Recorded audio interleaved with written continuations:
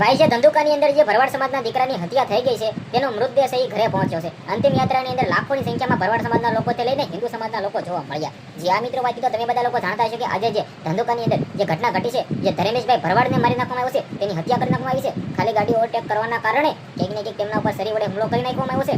મુસલમાન લોકોએ કરવામાં આવ્યો છે. અને હાલ જે રીતે હિન્દુ ભાઈઓ ગુસ્સે થયા હતા, ભરવાડ સમાજના લોકો ગુસ્સે થયા હતા, દુકાનો હળગાવી દીધી હતી, 200 થી 250 જેટલી પોલીસને એક્ટિવ થઈ ગઈ હતી. હવે કંઈક ને કંઈક આજે મિત્રો વાત તો અત્યારે હાલ તેનો મૃતદેહ ઘરે પહોંચ્યો છે અને હજારોની સંખ્યામાં લોકો રડી પડ્યા છે. ધર્મેશભાઈ ભરવાડ જે આ મિત્રો વાત તો આમની અંતિમ યાત્રાની અંદર તમે ખાલી ભીડ જોઈ આગળ વિડીયોની અંદર, તો કંઈક ને કંઈક આપણે જે આ લોકોને ખોઈ રહ્યા છીએ આનું સૌથી મોટું કારણ ગુજરાતની અંદર હિન્દુ લોકો એકતા નથી થતા. એકવાર ઘટના નથી ઘટી, આની પહેલા પણ મિત્રો વાત તો કિશનભાઈ ભરવાડની હત્યા ખુલ્લેઆમ કરી નાખવામાં આવી હતી.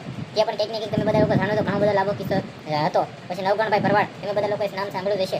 જે આ મિત્રો વાત તો આ એકવાર ને ઘણીવાર એવું થયું છે. છેલ્લા મિત્રો વાત તો વર્ષની અંદર 65 એવી ઘટનાઓ ઘટતી જ હોય છે. તો કંઈક ને કંઈક હિન્દુ લોકોની એકતા જોઈએ અને કંઈક ને કંઈક આવું ન બને. ગુજરાતની અંદર પોલીસને પણ સારું એવું કામ કરવું જોઈએ કે ભાઈ દિન દહાડે ખુલ્લેઆમ ભાઈ રોડ રસ્તાની અંદર આવું થઈ જાય. જે આ મિત્રો વાત તો કંઈક ને કંઈક આજે થયું છે, આનું પાછળનું કારણ તો હવે જે પણ આવે કાંઈ ખબર નહીં, પરંતુ જે અત્યારે ઘટના ઘટી છે, હવે અંતિમ યાત્રાની અંદર હજારોની સંખ્યામાં લોકો જોડાય છે, રડી પડ્યા છે. તમારા શું કેવું છે? વિડીયોની અંદર વિડીયો બનાવી છે, ફોલો કરી સબસ્ક્રાઇબ કરી શકો છો. આજના વિડીયોમાં ત્યાં આપણે નવો વિડીયો મળીએ.